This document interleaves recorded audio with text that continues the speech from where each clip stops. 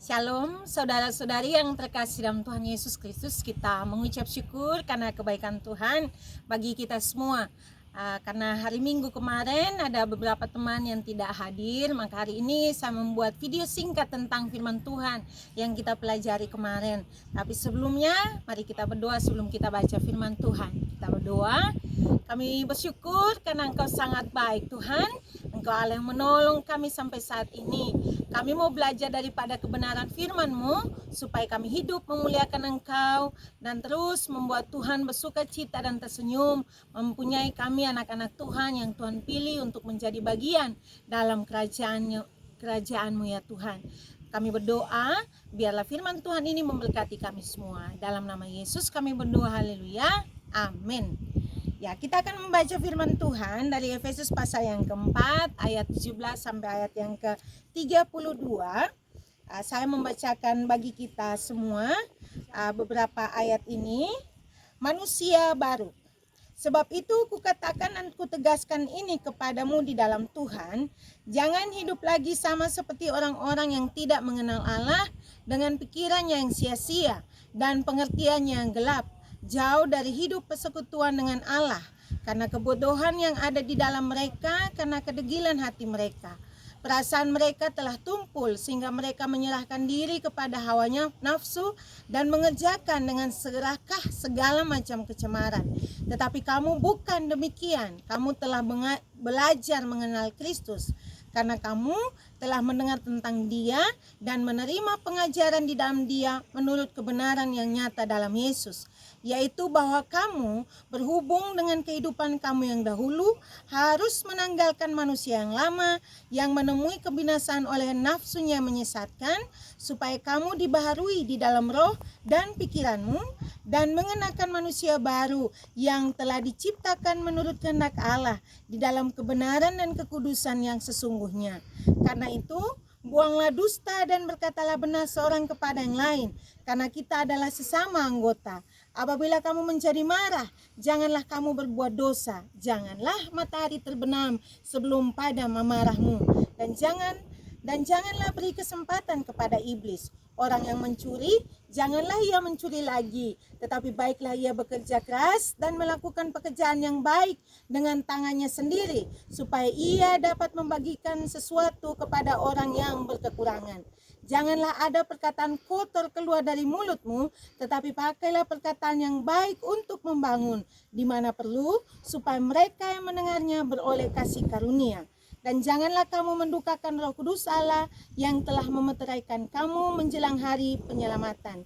Segala kepahitan, kegemaran, kemarahan, pertikaian dan fitnah hendaklah dibuang dari antara kamu. Demikianlah pula segala kejahatan. Tetapi hendaklah kamu ramah seorang terhadap yang lain, penuh kasih mesra dan saling mengampuni sebagaimana Allah di dalam Kristus telah mengampuni kamu.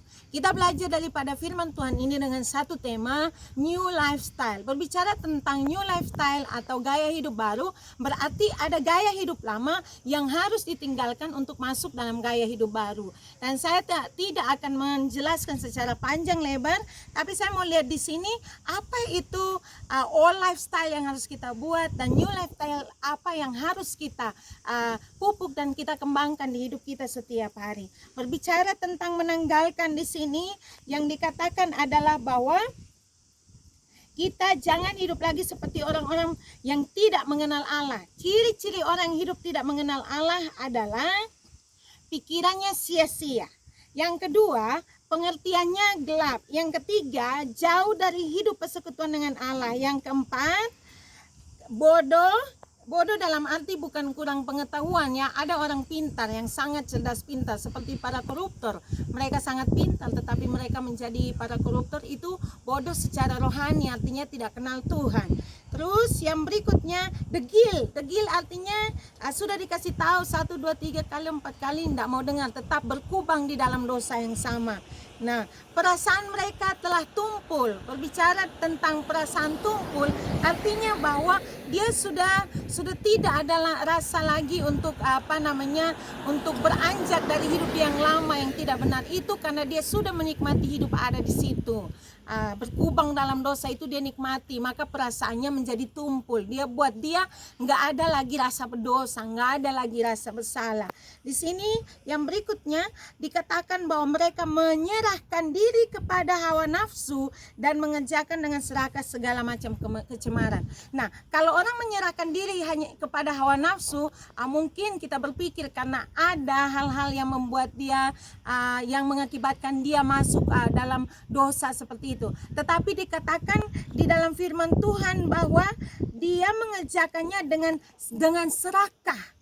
Artinya bahwa dia udah tahu bahwa itu tidak baik, tapi dia dengan sangat senang hati mau untuk melakukannya. Nah, itu kehidupan lama yang harus kita buang untuk masuk dalam kehidupan baru kita. Nah, bagaimana caranya hidup baru kita, new lifestyle kita yang benar di hadapan Tuhan? Kita lihat di sini ada pada ayat 25 sampai seterusnya dikatakan, buanglah dusta. Jadi kita nggak boleh lagi berbohong, tidak menipu, tidak berbohong, dan hanya membicarakan kebenaran. Yang berikutnya,